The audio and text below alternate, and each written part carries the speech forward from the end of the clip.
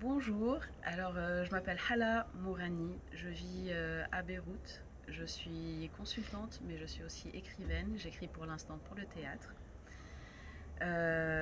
J'ai déjà écrit 3 textes, Tais-toi et creuse, La mer émanation et Memento Mori.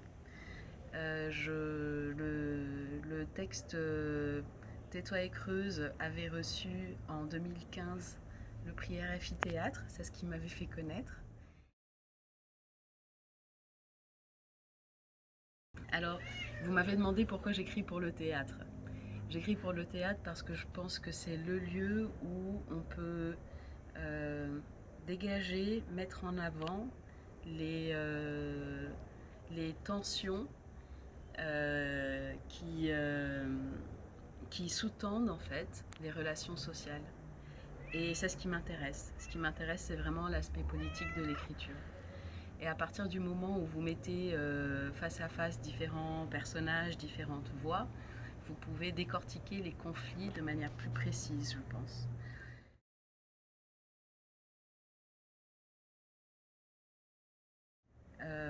Vous m'avez aussi demandé de faire je vous présente Paulette, une sorte d'histoire rapide du théâtre au Liban. Je ne crois pas que je puisse faire en quelques minutes une histoire exhaustive, ni même présenter la situation du théâtre au Liban. Ce que je peux vous dire, c'est que c'est un théâtre qui est très divers, c'est-à-dire on va avoir des chansonniers, on va avoir du théâtre un petit peu d'élite, je dirais. On va avoir beaucoup de performances, des spectacles pluridisciplinaires, etc. Ce qui est certain, c'est que le théâtre écrit n'est pas commun. Et c'est là où, avec très peu de personnes, dont Valérie Cachard par exemple, qui a eu le prix RFI Théâtre l'année dernière, nous nous plaçons dans une tradition différente du théâtre qui se fait habituellement au Liban, qui est fait de performances, mais qui ne laisse pas souvent de traces écrites.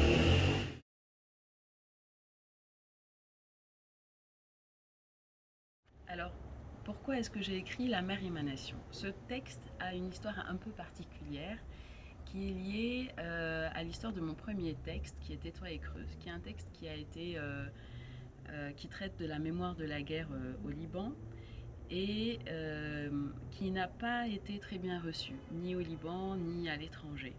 Et donc il a été mis de côté à peu près 7 ou 8 ans. Et en 2015, il a reçu le prix théâtre RFI.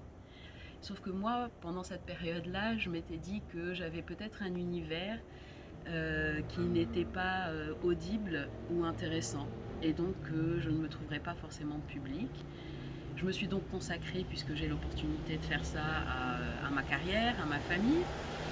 Et j'ai eu la surprise d'avoir le prix RFI Théâtre pour ce premier texte. Et le prix RFI proposait, entre autres, d'accompagner l'auteur lauréat dans la rédaction d'un texte. Et je crois que alors c'était un peu perturbant parce qu'il a fallu tout d'un coup se rendre compte qu'il était possible d'être entendu euh, et puis se remettre à écrire. Et j'avais le sentiment que ce que j'avais dit dans Tais-toi et creuse, qui relevait de la guerre, n'était pas terminé et que j'avais besoin de le prolonger en questionnant encore plus les relations entre différentes communautés qui pourraient se rencontrer, des gens qui se considèrent les uns les autres étrangers, mais surtout aussi accompagner une réflexion sur ce que pouvait être l'exil. Euh, et donc la mère émanation est vraiment née de ce besoin de compléter, même des années plus tard, une réflexion qui avait été posée là dans Tais-toi et creuse. Euh, alors, au moment de l'écrire, on parlait énormément de toutes les vagues de réfugiés qui arrivaient en Europe, alors qu'en réalité, l'Europe accueille quand même très très peu de réfugiés comparé au Liban, qui a pu en accueillir par exemple jusqu'à 1,5 million réfugiés syriens, qui aujourd'hui encore accueille des centaines de milliers de réfugiés palestiniens. et qui historiquement s'est construite comme une terre de refuge, c'est-à-dire que les communautés qui se sentaient menacées dans différentes régions, dans différents pays en fait autour du Liban, sont venues se réfugier au Liban. Et j'avais besoin de restituer, je voulais restituer la complexité de ce que c'était que d'être étrangers les uns aux autres, avec le besoin quand même de se partager un même territoire, une même géographie.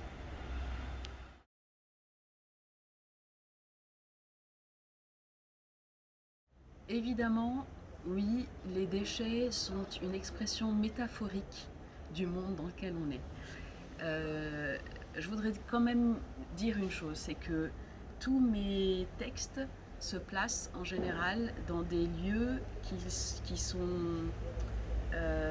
sont pas communs. C'est soit une place de village désertée qui ressemble à un Éden qui décrépit et qui pourrit, soit une déchetterie, c'est le cas dans Tais-toi et Creuse, ou alors effectivement une autre déchetterie mais qui est complètement présentée de manière différente, ou bien dans un lieu qui croule sous les déchets comme dans la mer Émanation. D'abord, avant de parler des déchets, le lieu est important. C'est-à-dire qu'à chaque fois, nous sommes dans des lieux qui sont externes aux villes, qui ne sont pas des lieux, je dirais, communs de société, qui ne sont pas des lieux euh, sociaux où les interactions se font de manière policée, je dirais, polie. Et donc, cela pourrait à chaque fois être une opportunité de recréer le monde parce que nous sommes à la marge du monde extrêmement cadré de la ville. Et ça ne se fait jamais parce que les êtres humains qui sont mis en avant ne parviennent pas à construire des relations qui les incluent de manière nouvelle, donc à recréer une société. Dans cela, les déchets ou la pourriture, pour moi, ne sont pas uniquement représentatifs de ce qu'on a pu vivre au Liban, même si effectivement nous avons vécu une crise des déchets. Au final, cette question des déchets, on peut la retrouver ailleurs, dans d'autres pays, notamment dans certains pays que j'ai pu visiter sur le continent africain. Donc on retrouve ces déchets qui sont un petit peu partout. Mais les déchets, à partir du moment où on le considère que à partir du moment où on considère que les déchets ont une dimension métaphorique, on peut se dire que ces lieux-là sont des endroits où la fange de l'humanité peut s'exprimer presque sans filtre. Et que, puisqu'on est déjà dans cette fange-là, puisqu'on est déjà au fond du fond, dans une sorte d'égout de l'humain, les personnages n'ont le choix que d'être eux-mêmes.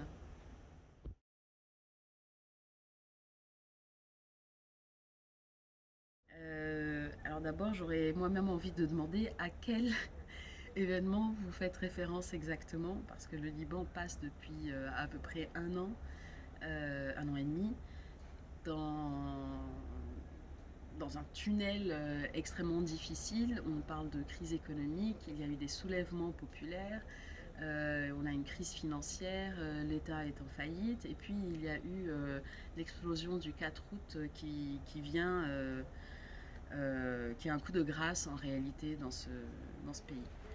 Et, mais au final, j'aurais surtout envie de dire que même si j'observe de manière très attentive tout ce qui se passe autour de moi, et pas seulement au Liban, ça ne m'intéresse pas trop de restituer de manière immédiate un ressenti ou même de documenter un événement. Je pense que ce n'est pas la place de la littérature, que ce soit par le théâtre ou par le roman. Vous m'avez aussi demandé sur quoi j'écrivais. Eh ben, j'ai profité de ce moment d'observation pour écrire justement sur la période qui précède le 17 octobre 2019, c'est-à-dire le jour qui marque ce qu'on a appelé la Révolution, mais au final, est un petit peu bancale. Parce que cette période de bouleversement m'a permis aussi de réfléchir a posteriori sur ce qui a pu nous mener à ce moment de faillite et de révolution. Et ce ne sera pas par une pièce de théâtre, je suis en train de terminer un roman pour dire tout ça.